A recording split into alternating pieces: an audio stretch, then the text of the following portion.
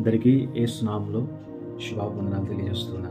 ఈరోజు agape daily మన్నా వాక్యాన్ని చదువుకుందాం. 2వ కొరింథీ పత్రిక 12వ అధ్యాయము 9వ వచనం. అందుకు నా కృప నీకు చాలును, బలహీనత యందు నా శక్తి పరిపూర్ణమగుచున్నదని ఆయన నాతో చెప్పాను. కాగా క్రీస్తు శక్తి నా మీద నిలిచిన నిమిత్తము విశేషముగా నా బలహీనత యందే బహు సంతోషముగా అతిశయపడుదును. ప్రియులారా, నిజముగా పౌలు యొక్క జీవితంలో తన యొక్క బలహీనతను ఎరిగిన వాడిగా, ఆ బలహీనతను తీసివేయమని యేసు ప్రభువారిని వేడుకున్నప్పుడు ఆయన చెప్పిన మాట, నా కృప నీకు చాలును. ఈరోజు ఇదే మాట దేవుడు మనతో కూడా చెప్తూ ఉన్నాడు. నా కృప నీకు చాలును, బలహీనత యందే నా శక్తి పరిపూర్ణమవుచున్నది అని దేవుడు మాట్లాడుతున్నాడు.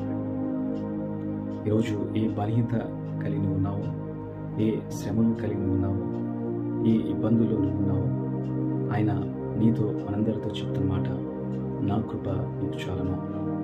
నిజంగా ఈ బలహీనతలో, ఈ శ్రమలో, ఈ ఇబ్బందుల్లో ఇదిగో నా శక్తి పరిపూర్ణ అవుతుంది అని దేవుడు మాట్లాడుతున్నాడు. కాబట్టి ఈ యొక్క వాగ్దానము నమ్ముచు, విశ్వాసం ఉంచుతూ, నిరీక్షణతో, ఓర్పుతో, సహనంతో మనము క్రీస్తు యొక్క ఆయన శక్తిని పరిపూర్ణంగా అనుభవించాలుగా ఆయన కృపను పొందుచు ముందుకు కొనసాగుదుముగాక. ఆమేన్. ప్రార్థన చేస్తున్నాం. పరిశుద్ధుడా, నీకు వందనాలు. మీరు చేస్తున్న వాగ్దానం బట్టి నీకు స్తోత్రాలు. నా కృప నీకు చాలునని తండ్రి సెలవిస్తున్నా, వాగ్దానం చేస్తున్నా. నీకు వందనాలు తండ్రి. తండ్రి, నిజంగా మా యొక్క బలహీనత యందు నీ శక్తి పరిపూర్ణమవుతుందని సెలవిచ్చిన యేసయ్య తండ్రి, మా యొక్క జీవితాల్లో మాకుంటున్న శ్రమలు, ఇబ్బందులు, వేదనలు పెరిగిన దేవుడు, నీ శక్తిని పరిపూర్ణముగా మేము అనుభవించినట్లు నీ కృపను ఇచ్చింది. నీ బిడ్డ యొక్క ఉద్యోగాన్ని, వ్యాపారాలు, ప్రతి చేతి పని మీరు దీవించండి, ఆశ్రయించండి.